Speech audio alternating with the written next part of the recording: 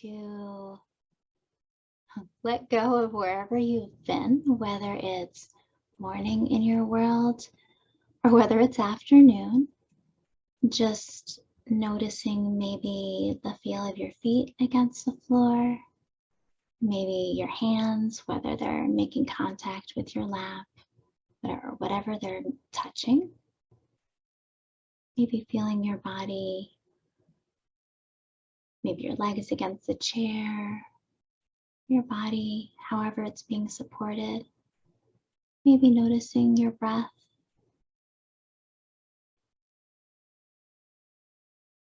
And even allowing your eyes to close with the next breath if you'd like. Or you can keep them open with a soft gaze if you'd prefer.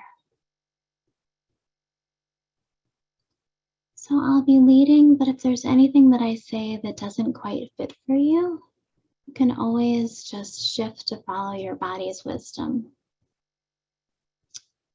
And so this is a practice developed by Kristen Neff and Christopher Germer. And we begin by choosing a situation where there's some challenge involved. Ideally on a scale of 1 to 10, where 1 is no challenge and 10 where there's a huge challenge. Ideally choosing something where there's a 3 or a 4. So there's some challenge, but it's not overwhelming. Because we want to give the chance for the situation to rise, crest, and fall. You don't want to choose something too big.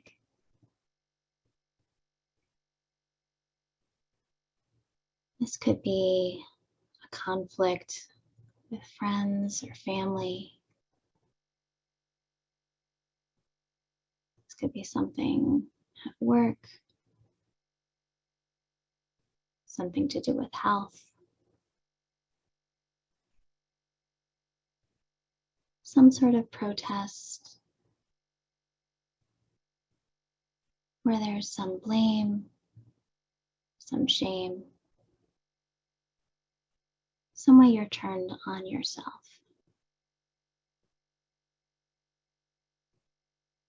Some sense of this is not fair.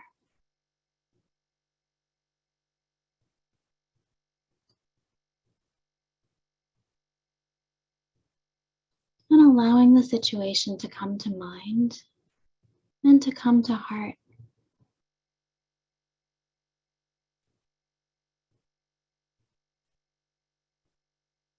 Noticing in your body the way you hold.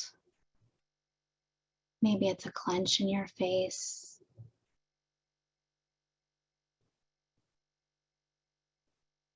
Or a tension at your shoulders.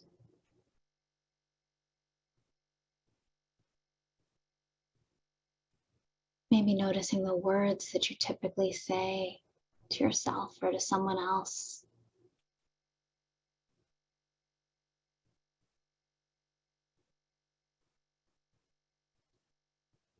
And then we'll bring the steps of self-compassion. The first is mindfulness.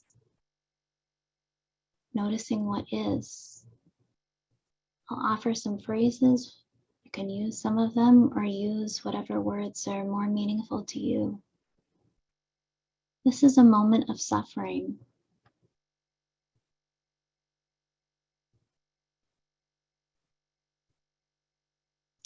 This is really painful.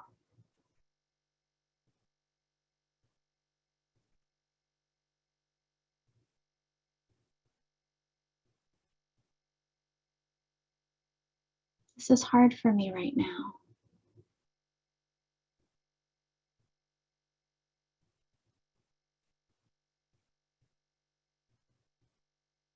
I feel so overwhelmed by this.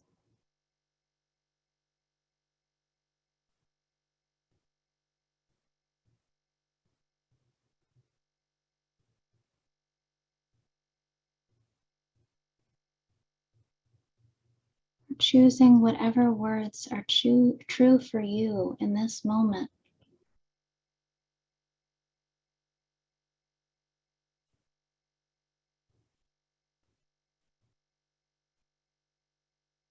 naming what's real.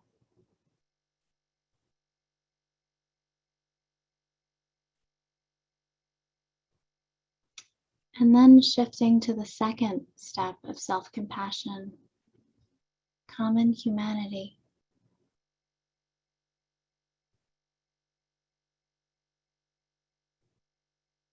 Knowing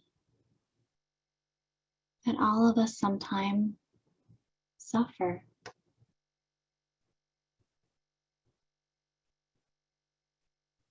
Recognizing that just like me,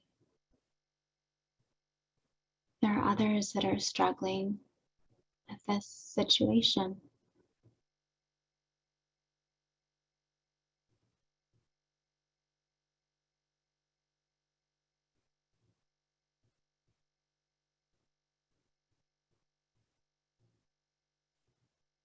Trusting that others, even in this group, could understand exactly what I'm going through.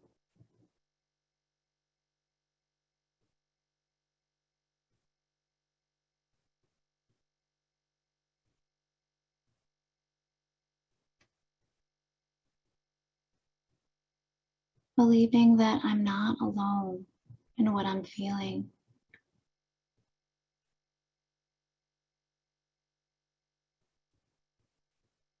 That others know what it's like to struggle in this way or a similar way.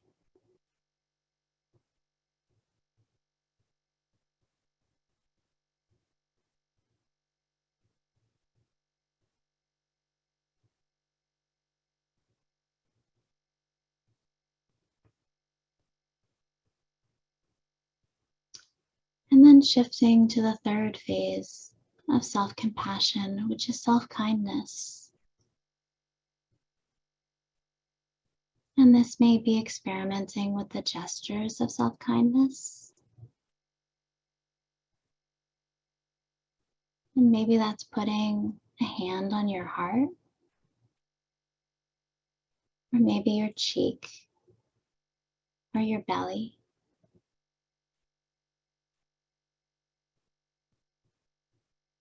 Experimenting and trusting that you'll find something that feels just right for you in this moment.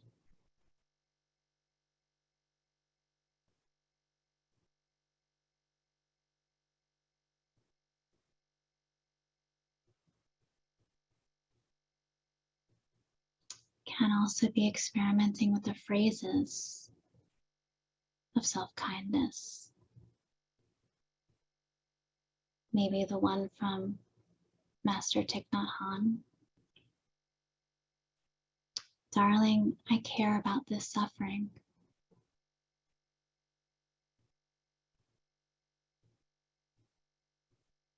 Or maybe it's, I have the intention to care for myself with kindness.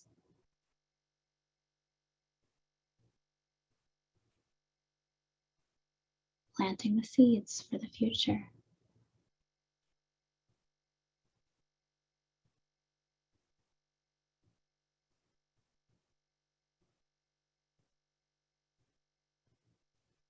Or possibly it's imagining a dear friend is going through the same situation that you are.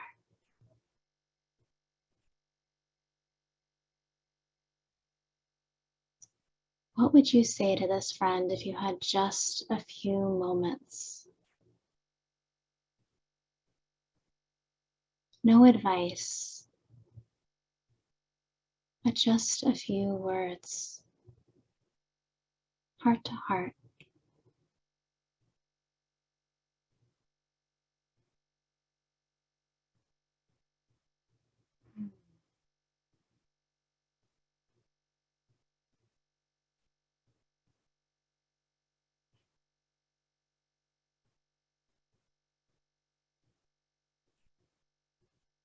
And can you whisper these words into your own ear?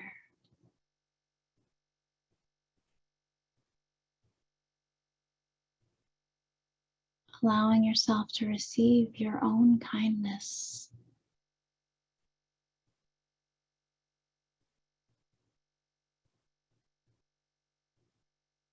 taking it in as deeply as you're able to.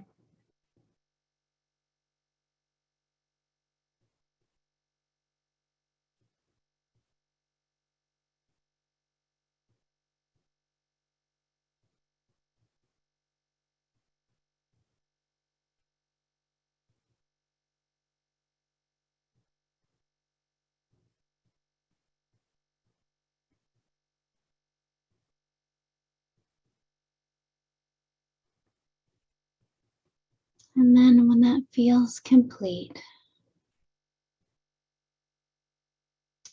taking a few deeper breaths.